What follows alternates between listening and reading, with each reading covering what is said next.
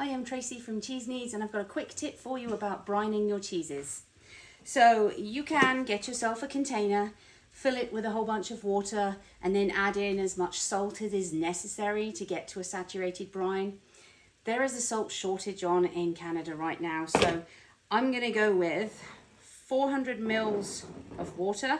Now this is cold water.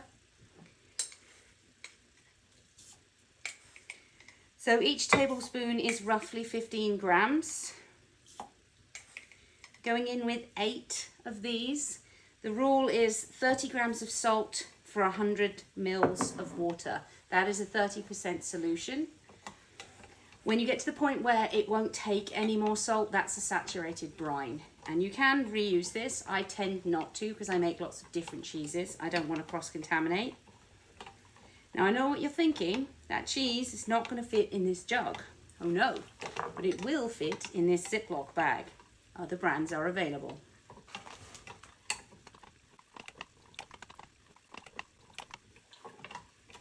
So keep stirring until it's all dissolved. Then we're going to put 1/4 teaspoon of calcium chloride solution into here. That will stop the cheese from going slimy. It stops it from leaching the calcium back out.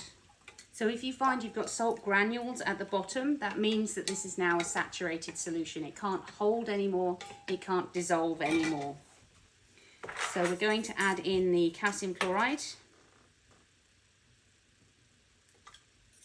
1/4 teaspoon, and this is a 30% calcium chloride solution.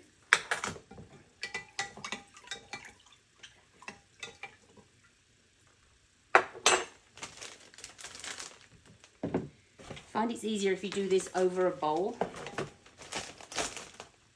With clean hands, you're going to take your cheese, place it in the bag,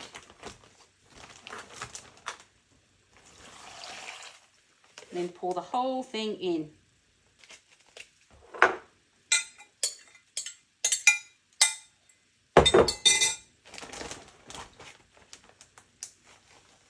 Now we're going to nearly close this and then squish it down until we've got all of the air out.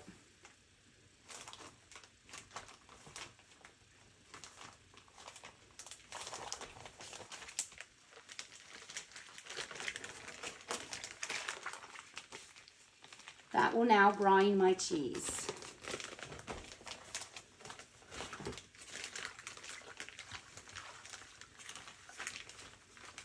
So my recipe said saturated brine for 8 to 12 hours. This is only a very small cheese. What I'm going to do is I'm just going to poke it. It's quite fun.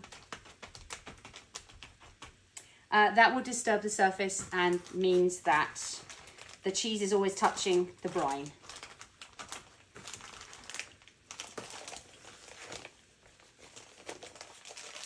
You can use a smaller bag if you've got a really small cheese. Obviously you can use a bigger bag if you've got a really big cheese. So I'm now going to leave this in here, put it in a container. Don't put it directly on your work surface because if it does leak, it's going to go everywhere. So put it in a container. This can now brine for 8 to 12 hours. I will flip it over and just squidge it around a bit halfway through, and that will brine my cheese.